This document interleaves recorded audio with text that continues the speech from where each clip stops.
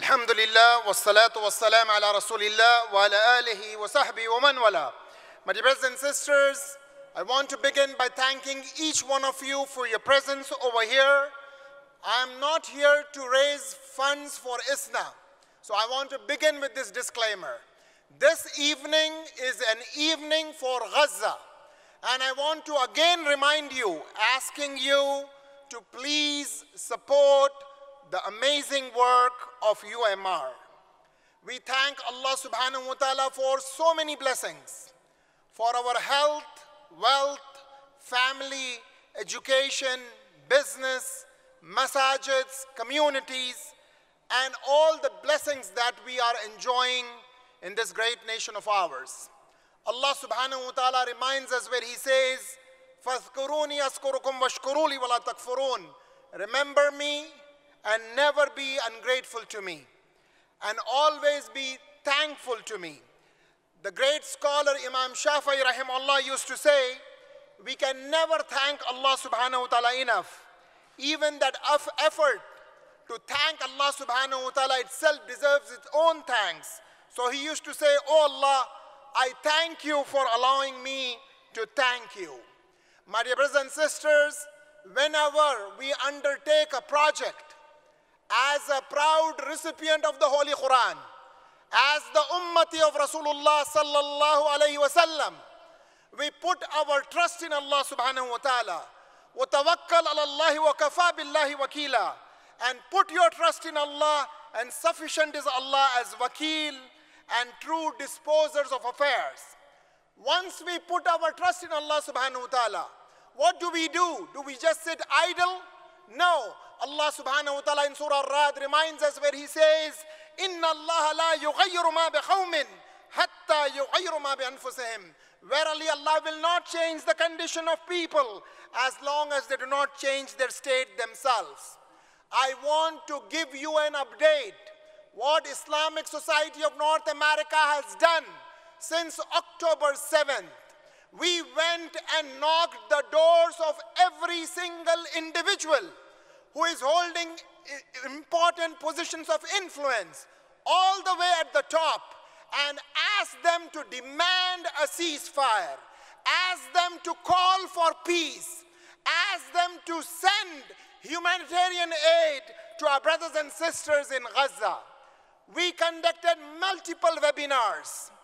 Our last 4 issues of Islamic Horizon has a cover story talking about the life of our brothers and sisters in Gaza. We were able to educate people the challenges that our brothers and sisters are facing in Gaza. I myself had the honor of going over there for past 20 years. I was right over there last year, right before October 7. If someone wants to talk to me on the side, I can name every single nook and corner of Gaza, from Bayt Hanun to Bayt Lahia to Jabalia to Salatin to Diyar al-Balla to Rafah. I can tell you stories after stories. I can cry, I can make you cry. But we need to do a much larger job to help our brothers and sisters in Gaza. According to the Office of the Coordination of Humanitarian Affairs, OCHA, the only body that is able to send out the data from Gaza, more than 41,797 people are dead since October 7th. 70% of them are women and children. There is shortage of water, no food. 36 hospitals were there. All of them has been shut down. Only 2 makeshift hospitals are working. So today, since we have such a large crowd, we make this dua. Allahumma inni as'aluka an-nasr li Gaza. Allahumma inni as'aluka an-nasr لأهل فلسطين. اللهم أسل أمة محمد صلى الله عليه وسلم. اللهم فرج عن أمة محمد صلى الله عليه وسلم. اللهم ارحم أمة محمد صلى الله عليه وسلم. My dear brothers and sisters, we are reminded in Surah Al-Imran where Allah subhanahu wa ta'ala, our Creator, says, and these are the cycles that we distribute in between the people. Remember, an evil might bring about much good. Our brothers and sisters in Gaza are very resilient. They are extremely courageous. They know that Allah's help will come. They know if they are not going to get any benefits in this world, inshallah, in the akhirah, Allah subhanahu wa ta'ala will compensate them. So my humble appeal to each one of you is, do not underestimate the power of dua. Do not take the issue of dua for granted. Sometimes shaitan might come and whisper in your ear, and he might say, how come 1.5, 1.6 billion people are making duas? And how come Allah subhanahu wa ta'ala is not responding to our duas? Shaitan might come and distract you without realizing that your duas are working. How do you think these people are so resilient, so courageous?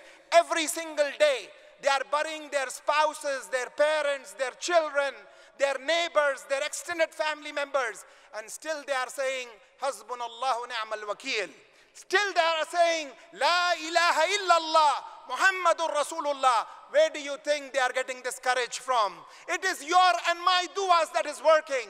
So I appeal to you, my dear brothers and sisters, continue to make duas for our brothers and sisters in Gaza, and do your part. Do your part. You know, when Namrud created this huge fire to throw Ibrahim alayhi salam in it, a small bird, a sparrow, just imagine the size of this bird. Then imagine the beak of this bird. Then imagine the drop of water that this beak can hold. It flew all the way on top of the fire, and it was trying to drop this tiny drop of water. When this bird was asked, what is your tiny drop of water going to do? The bird responded by saying, on the day of judgment, when I stand in front of Allah subhanahu wa ta'ala, I will not be embarrassed. I will tell Allah subhanahu wa ta'ala, this was my capacity, this was my ability, this was my strength, and I did my part. So my dear brothers and sisters, we as humans, we as the believers can learn a lot from this tiny bird sparrow. I will conclude with this reminder. Al-Aqsa and the Holy Land, the land of Palestine, is in our heart. People might ask you, how come you are not from that part of the world? How come you have such a deep love for this place? So in less than 60 seconds, I want to share with you what Al-Aqsa, what this Holy Land means to each one of us. Because if you are not aware of the sanctity of this place, how will you be able to share with your friends from the other faiths? So in less than 60 seconds, the dwelling place of the prophets is the land of Palestine. The first Qibla is the land of Palestine. The place of Masjid al-Aqsa is the land of Palestine.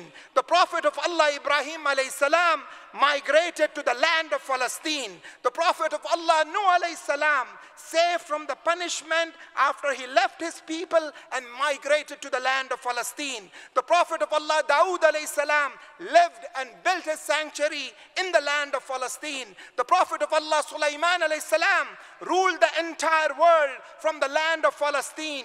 The ant that spoke to the Prophet of Allah, Sulaiman alayhi salam, was in the ant village in the land of Palestine. The Prophet of Allah, Zakaria alayhi salam, built his sanctuary in the land of Palestine. The Prophet of Allah, Isa alayhi salam, son of Hadrat Maryam, was born in the land of Palestine. My dear brothers and sisters, the Prophet of Allah, Musa alayhi salam, asked his people to enter the blessed and holy land, which is the land of Palestine.